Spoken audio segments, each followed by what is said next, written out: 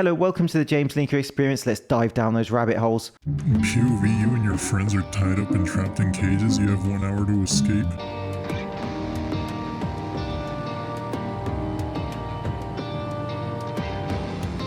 What did you get up to the weekend, Mike? Well, funny story. Less escape room, more waking up with your liver missing.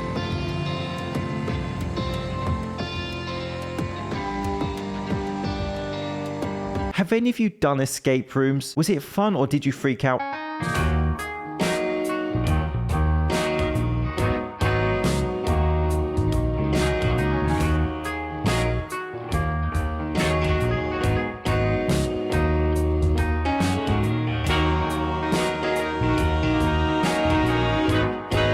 That is brilliant, good for them. Except if I was behind them, in which case, hurry up, get out the way. My brain is a party pooper because all I'm thinking is how do you get insurance for that? Right, sir, let's get you insured. What model is your car? 3-seater sofa. Is terrifying. In the UK, they're starting to label food with a carbon score. Like this sandwich, eating this uses 8.1% of your daily dietary carbon allowance. I'm from the UK and I do not claim that sandwich. And the UK has been trying to get this personal carbon allowances passed since 2008. The government decides how much carbon you are allowed to spend every day in order to fight climate change, along with carbon passports that will tell each traveler how much carbon they are allowed to use each year. In other words, how much they're allowed to travel. And all of this is happening right after the UK has rolled out digital IDs mandatory to work. My guess is that digital ID will go in a digital wallet where you might also keep your carbon passport and track your carbon personal allowance. How much carbon is a quarter pounder with cheese? Asking for a friend. We are entering some strange times. Things are going to get really dystopian really soon. Telescope zooms in on a massive object on the moon.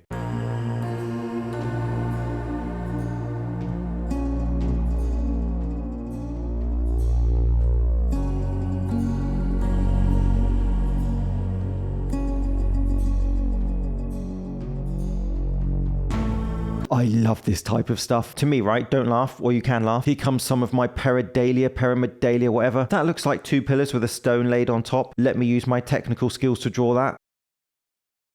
What do you make of that? Does that look unnatural to you, or is it just something that people are seeing and it's just a rock? POV, you're on a hike and feel like someone's watching you.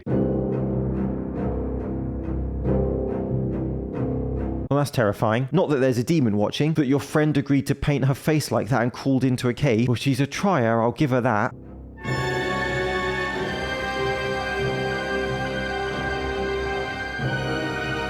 I'm calling fake on that, hopefully. Actually, let's zoom in. Empecé a ver una cara en las rocas, pero lo más importante es que adentro de las caras aprecio ver dos piernitas, que no sé si lo logran ver. No sé si logran ver ahí adentro de ese ojo a dos piernitas, parecieran... A ver si se puede apreciar ahí. Empecé a ver una cara en las rocas, pero lo más importante es que adentro de las caras aprecio ver dos piernitas, que no sé si lo logran ver. It's hard to see in there, but my first thought would be a hermit trying to escape the world. Aliens living in caves is another theory I'm willing to entertain, to be clear. No sé si logran ver ahí adentro de ese ojo. Veo a dos piernitas, parecieran...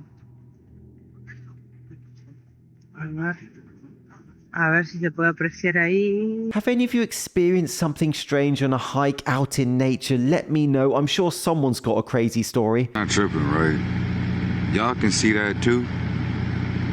This right here, y'all can... Hold on. Y'all can see that too, right?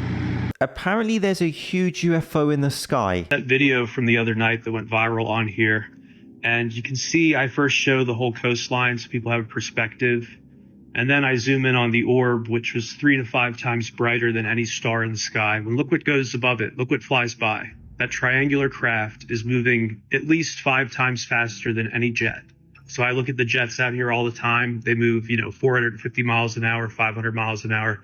They take minutes to crawl across the sky. This thing took seconds. I've never seen anything like it. Those black triangle UFOs we hear so much about, it must be so freaky seeing those in the sky. Could be the TR-3B spy plane or an alien craft. I know which one I hope it is. Look at that. Wow. Take me.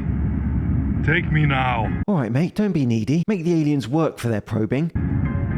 Whoa. What is that?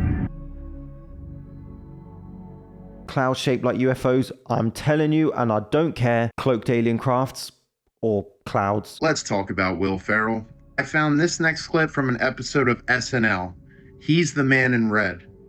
Sell my soul for a hit song right now. I am Lucifer. And I have heard your request, and it shall be granted. Do you, Vinyl Jenkins, truly wish to render your soul unto me in exchange for the success you crave? Yes, sir, I do. I mean, if I could have one hit song, I know it'd solve everything for me. It shall be done. You see, for me, that is just a skit. I mean, the bigger issue here is that it's not funny, which is a bit of a problem for a comedy show. Now, of course, people will say it's just entertainment, right? But I want you guys to keep in mind skits like this with The Rock, skits like this with Lady Gaga, and that last clip we saw with Will Ferrell all come from the same exact show. It seems like over the years they have poked fun at the most evil stuff. But again, it's just entertainment, right? It has nothing to do with putting the truth right in front of people's faces. Wake up. But the Lady Gaga stuff is far weirder because she does it all the time. Have you ever had a conversation with someone and then later found out there was no one actually there? Well, that's what happened in this video. This guy you see here is working well below ground in a mine when suddenly he's approached what you can't see someone, but he's talking to someone, and it looks like he's giving this person directions or something. But as this conversation continues, you see that he'll actually reach his hand out to shake this person's hand before he walks on. Now, was this a ghost or a demon that he encountered? Or could it be someone from a parallel universe or another dimension that's blending with ours? Yeah, he's clearly having a conversation with someone in his head. Is that a medical effect of working underground that he's suffering from? You shouldn't go through life any longer without knowing this. There was a 9-foot great white shark back in 2003 that was tagged by scientists. Just a couple of months after this, the tag was found by a beach 2.5 miles from where the shark was originally tagged. When they pulled the data from the tag, it showed that the great white abruptly dove to depths of 2,000 feet and lower, which means something else swallowed that 9-foot shark whole and went down to the bottom of the ocean. There was a man who hired his neighbor to impregnate his wife and then sued him after 72 failed attempts. The dude paid for his wife to have an affair, basically. 73rd time lucky, I reckon. He paid $2,500 for his neighbor. Okay. Tom Cruise has been blacklisted from buying a Bugatti. He's actually apparently been banned since 2006 because on the red carpet, he struggled to open the passenger side door in front of cameras, and that moment was everywhere. So now he's on a do not sell list for the entire company. That's kind of hilarious. I feel like those are things I shouldn't know, but for some reason they're the only things I'm going to remember at dinner. Have you heard about the guy that paid $2,500 for the... What you're seeing is the absolute latest in humanoid robots. This is the Figure 3. And I gotta be honest, robot development is officially starting to feel a little bit like Black Mirror. Figure 3 is 5'8", 134 pounds, and engineered to think and act like a human. Now this version was specifically designed for in-home use. So it can do laundry, wash dishes, serve drinks, deliver packages. We are so lazy, I'm sure people are going to get that. It even charges wirelessly through its feet. It kind of just stands creepily on that charging pad until it wakes up and starts doing more chores. Now 12,000 people are going to have one of these in their home in the next 12 months. Not me. 100,000 people will have one in the next 4 years. It's pretty wild. But as cool as it looks, the most interesting part about this is not the robot itself. The most interesting part is Figure's AI training system called Helix. AKA Skynet for anyone wondering. Every Figure robot has a bunch of cameras cameras and sensors in its face and both of its hands. So as it does more tasks, it's watching and learning from the world around it. It's watching you all day and night, but it washes the dishes, so... But the learning isn't just to help the one robot doing it. The skills are feeding back to the global AI system, which automatically upskills the entire robot fleet. And you can see where this is going. Just like ChatGPT gets better the more people that use it, the more robots that do stuff in the world, the faster they all get smarter. I don't even have an Alexa or whatever those things are in my home. Robot that is smarter than me, well, that's not hard, and could crush me like a twiglet, probably not the best idea.